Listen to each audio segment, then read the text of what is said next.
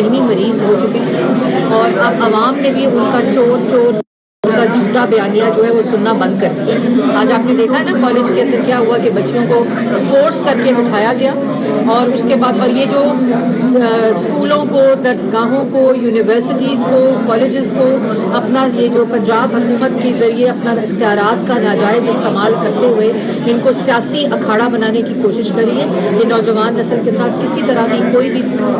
اس کے ساتھ کوئی اچھی بات نہیں ہے، لیکن مجھے یہ خوشی ہے کہ جو نئی نسل ہے، جو نئے نوجوان ہیں، بچے ہیں، اسٹوڈنٹس ہیں، ان کو معلوم ہے کہ انہوں نے بالکل کسی کی پالیٹکس کا، اور وہ پالیٹکس جو مسلم ملک کے اندر تقسیم کرے، انتشار پھیلائے، فساد پھیلائے، صرف اپنے ذاتی اقتدار کے لیے، کیونکہ یہ وہی شخص ہے، یہ بچے جانتے ہیں کہ یہ وہی شخص ہے جو 2018 میں ملک 6.1% میں ترقی کر رہا تھا، 3% کے اوپر مہنگائی تھی، ملک میں 14,000 میگا واٹ بجلی بن چکی تھی، ملک میں سی پیک کے منصوبے آ کے نوجوانوں کو روزگار مل رہا تھا، ہیلتھ کارڈ تھا، نوجوان پروگرام تھا جو پرائم منسٹر کا تھا، اور یہ تمام چیزیں، موٹر ویز بن رہی تھے، ڈیولپمنٹ ہو رہی تھی، ترقی ہو رہی تھی۔ اسی شخص کی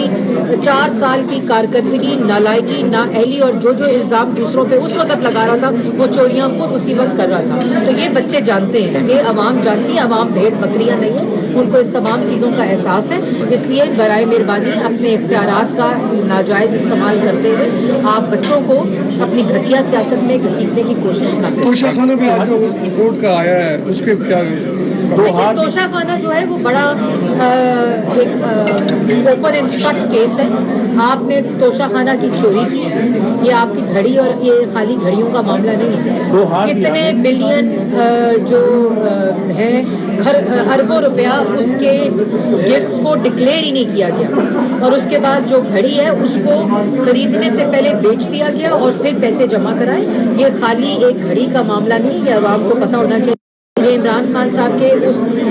اس نیت کا معاملہ ہے کہ جو انہوں نے توشہ خانہ کے ساتھ چوریاں کر کے کی، دوسروں پر کل الزام لگا رہے تھے کہ توشہ خانہ میں سے ان لوگوں نے چوری کی ہے۔ میرا ایک ہی سوال ہے کہ 4 سال آپ پروپیگنڈا گروہ ملک پر مسلط تھا، تمام اختیارات موجود تھے، تمام ادارے موجود تھے، تمام ریکارڈ موجود تھا، اگر کسی نے چوری کی ہوتی،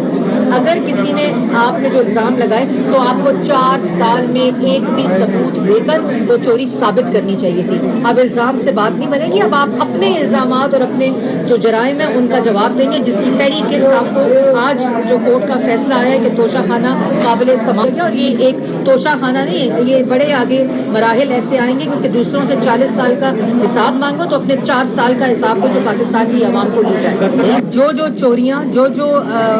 انرجی مافیا، پیٹرولیم مافیا، ہر شعبے کے اندر ڈاکے ہیں، وہ تمام سوالوں کے جواب عمران خان صاحب کو دینے پڑے۔